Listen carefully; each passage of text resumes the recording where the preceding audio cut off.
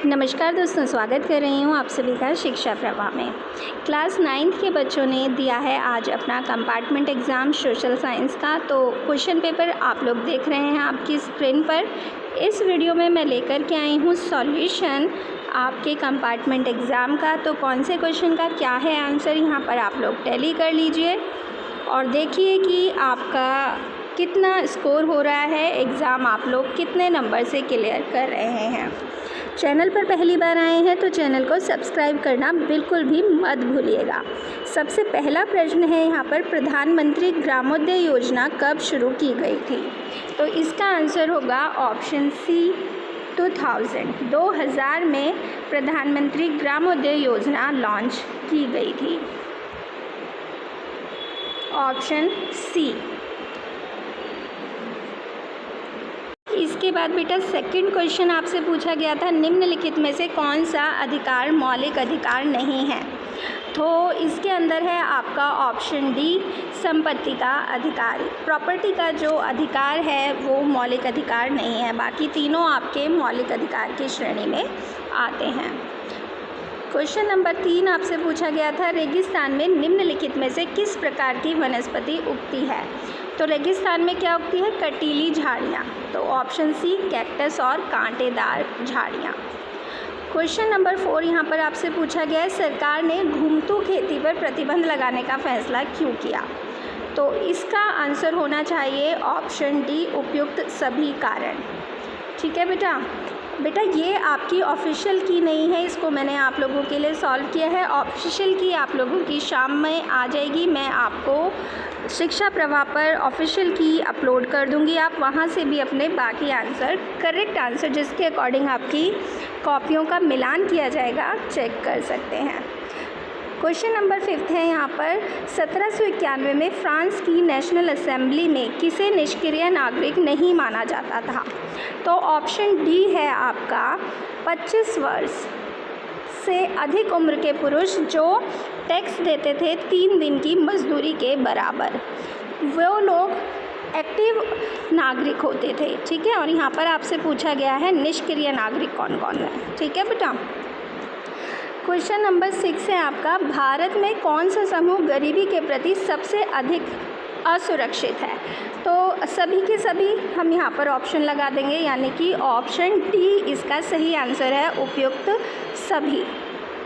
Question number 7 है, नीचे दिए गए प्रश्न में 2 प्रकथन दिए गए हैं, संकल्पना सा और दूसरा का, तो आपको बताना है कि कौन सा सही है। देखिए इस क्वेश्चन के आंसर पे मैं श्योर नहीं हूँ, लेकिन फिर भी क्योंकि क्या था कि भस्म करो और भागो नीति डच ने यूज़ की थी 1942 में। ठीक है, 1942 में उन्होंने इसको यूज़ किया था, और जो हमारा सेकेंड वर्ल्ड वॉर था वो हुआ था 1939 में से लेकर के 48 तक, इतने लंबे समय तक वो चला था। तो ये कह रहे हैं ठीक पहले, तो ये थोड़ा सा मेरे को अजीब लग रहा है, लेकिन देखिए क्या आंसर आपका ऑफिशियल की में होता है, लेकिन फिर भी हम जाएंगे ऑप्शन सी के साथ। मेरे अकॉर्डिंग ऑप्शन सी इसका है ना। बाकी ऑफिशियल आंसर की पर आप जाएंगे कि उसमें क्या आंसर दिया गया है। बाकी अगर आपको पता है तो आप कमेंट बॉक्स में इसका आंसर मुझे ज़रूर बताएं। क्वेश्चन नंबर 8 है, निम्नलिखित में से किस राज्य से कर्क रेखा नहीं गुजरती है? तो उड़ीसा से नहीं गुजरती है बेटा, और बाकी तीनों से कर्क रेखा गुजरती है। क्वेश्चन नंबर 9 है, लोकतंत्र निर्णय लेने की गुणवत्ता में सुधार करता है क्योंकि सभी निर्णय न्यायपालिका द्वारा अनुमोदित किए जाते हैं, निर्णय केवल शिक्षित लोगों द्वारा लिए जाते हैं। ये भी गलत है। इसका सही आंसर होगा कि निर्णय जो है वो परामर्श और चर्चा के द्वारा लिए जाते हैं, ऑप्शन सी। नेक्स्ट क्वेश्चन है आपका क्वेश्चन नंबर 10, भारत में वन्यजीव संरक्षण अधिनियम किस वर्ष में लागू किया गया? तो इसका आंसर होगा बेटा आपका ऑप्शन सी 1972।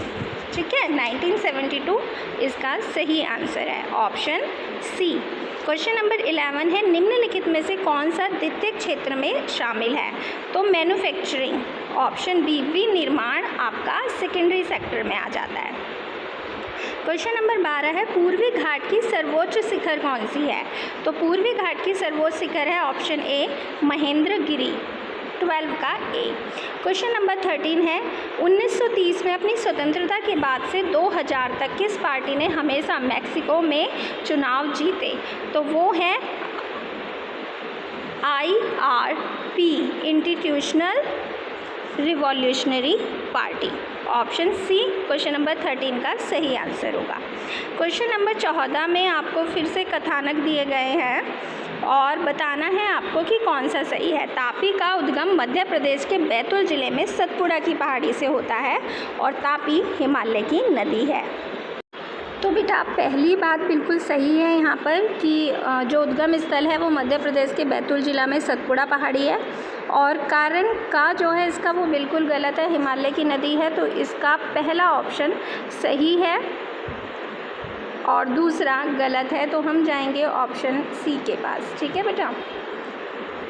क्वेश्चन नंबर 15 है निम्नलिखित में से किस देश में वर्ष 2002 में लीगल फ्रेमवर्क ऑर्डर जारी किया था? तो ये हुआ था परवेज़ मुशर्रफ ने जारी किया था पाकिस्तान में। Option D. हिटलर का प्रचार मंत्री था तो ग्योबेल्स जो था वो प्रचार मंत्री था किसका? हिटलर का। क्वेश्चन नंबर 17 है the Long Walk to Freedom book के लेखक कौन है? तो नेल्सन मंडेला इसका सही आंसर। गलत मिलान की पहचान कीजिए। तो सबसे पहला ही गलत मिलान है बेटा ए, माउंट एवरेस्ट भारत में नहीं है, नेपाल में है। ठीक है। क्वेश्चन नंबर 19 है भारत में खारे पानी की सबसे बड़ी झील आपको पता ही है, उड़ीसा में है चिल्का झील। क्वेश्चन 20 जिम्बाब्वे के शासक दल का नाम बताइए? तो जानू PF। ठीक है, JANUPF, जानू PF है जिम्बाब्वे का शासक दल। तो ये हो गए बेटा आपके वन वर्ड वाले क्वेश्चन है ना, MCQ क्वेश्चन। ये आपके लॉन्ग क्वेश्चन हैं, इनको आप लोग देख लीजिएगा। अब हम चलते हैं केस स्टडी पे। 34 तो यहाँ किस पशुपालक समुदाय की चर्चा की गई है? तो कौन सा पशुपालक समुदाय की चर्चा यहाँ पर की जा रही है? तो वो है धंगर समुदाय। आप बिल्कुल स्टार्टिंग में ही यहाँ पे वर्ड दे रखा है धंगर। ठीक है, महाराष्ट्र में। तो पहले क्वेश्चन का 34 का फर्स्ट हो गया धंगर समुदाय। सेकंड है आपका अर्धशुष्क क्षेत्र में कौन सी फसल बोई जाती है? तो बाजरा बोया जाता है, आपने इसको पढ़ा होगा। इसके बाद पूछा गया है कि कोंकणी किसानों द्वारा धंगर समुदाय का स्वागत क्यों किया गया? ठीक है, तो क्यों किया गया उनका स्वागत? क्योंकि जो उनके मवेशी लोग थे, धंगरों के जो मवेशी लोग थे, वो कटाई के बाद जो खेतों में ठूंठ बच जाता था उसको खा लेते थे और उनके गोबर से खेतों को खाद मिल जाता था। तो इस कारण कोंकण किसान जो है स्वागत करते थे किनका? धंगर समुदाय के लोगों का। ठीक है। अब है नेक्स्ट आपका 35 में पहला क्वेश्चन है जनसंख्या का नकारात्मक पक्ष क्या है? तो जनसंख्या के नकारात्मक पक्ष में आप लिख सकते हैं कि मतलब ज़्यादा खाने की ज़रूरत पड़ती है। जितनी ज़्यादा जनसंख्या होती है उतना ज़्यादा संसाधनों की ज़रूरत पड़ती है ना। और सेकंड मानव संसाधन का सकारात्मक पक्ष क्या है कि मतलब अगर मानव संसाधन अच्छा है, उनका स्वास्थ्य ठीक है, बाकी चीज़ ठीक है, तो उनसे क्या है उच्च उत्पादकता, ज़्यादा लोग होंगे, ज़्यादा अन्न उगेगा, ज़्यादा मतलब पैसा होगा, तो वो सारी चीज़ें आ जाती हैं किससे?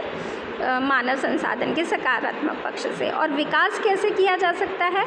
तो विकास किया जा सकता है कि मानव संसाधनों को अच्छी शिक्षा दी जाए, स्वास्थ्य दिया जाए, उनको विकसित किया जाए। ठीक है, तो ये उसका विकास होगा मानव संसाधन का। ठीक। इसके बाद 36 क्वेश्चन है। 36 क्वेश्चन में आपसे यहाँ पे पूछा जा रहा है ग्वांतानामो बे कहाँ पर स्थित है? तो बेटा क्यूबा है और क्यूबा के निकट टापू है ना, क्यूबा के पास टापू पर ग्वांतानामो बे नामक करके एक सेल है, जेल है। ठीक है। अब सेकंड है आपका एमनेस्टी इंटरनेशनल क्या है? तो ये एक स्वयंसेवी संस्था है। ठीक, किसका उसका काम क्या है? मानवीय मूल्यों को बचाना या भेदभाव मिटाना। ठीक है, एक आप यहाँ पर देखेंगे तो क्या है? एक अंतर्राष्ट्रीय मानवाधिकार संगठन है। तीसरा क्वेश्चन है यहाँ पर आप लोगों से, गुआंतानामो बे के कैदियों को किन लोकतांत्रिक अधिकारों से वंचित किया गया था। कोई दो आपको लिखने हैं। तो आप लोगों ने देखा होगा कि सूचना नहीं दी गई थी कि उनको कैदी बना लिया गया है ना। यहाँ पे आपको दे रखा है इधर कि जेल में डालने की सूचना तक नहीं दी गई थी कि उनको जेल में डाला जा रहा है उनके जानने वाले लोगों को। और इसके अलावा उनको भूख हड़ताल नहीं करने दी। अगर वो भूखा रहना चाह रहे हैं तो ज़बरदस्ती उनको खाना खिलाया गया, ठीक है, नाक के रास्ते भोजन पहुंचाया गया उनके पेट में। और जिन लोगों को निर्दोष भी करार कर दिया गया था उनको भी छोड़ा नहीं गया। तो इन्हीं में से कोई से दो कारण आप यहाँ पर बता सकते हैं। अब आपका है मैप।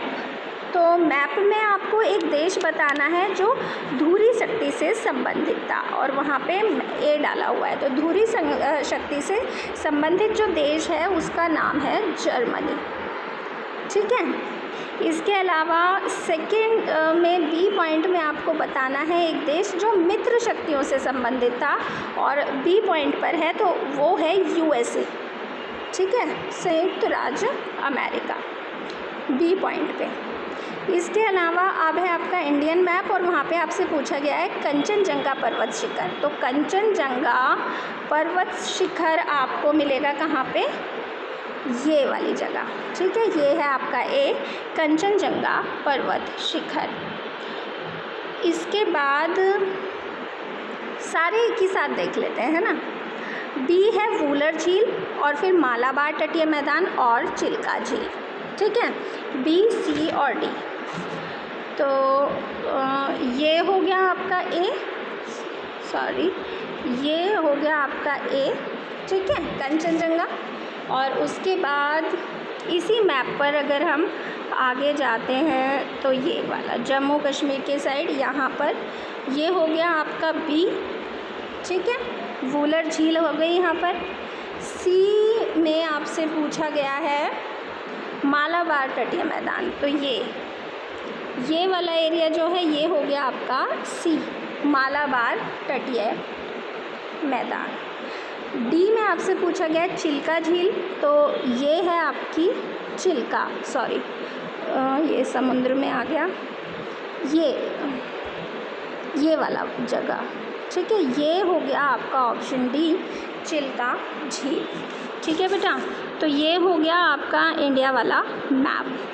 होप कि पेपर आप लोगों का अच्छा गया होगा, बढ़िया नंबर आप लोग लेकर के आएंगे, पास हो जाएंगे, सभी लोग प्रमोट हो जाएंगे 10th क्लास में। इसी बेस्ट विशेस के साथ मिलते हैं बेटा नेक्स्ट वीडियो में। लेकिन उससे पहले आप लोगों को मेरे चैनल को सब्सक्राइब करना है, वीडियो अच्छी लगी है तो अपने दोस्तों के साथ शेयर करना है, और अगर पहले से आप लोगों ने चैनल सब्सक्राइब किया हुआ है तो थैंक यू गाइज़, और अगर नहीं किया है तो आप कर लीजिए।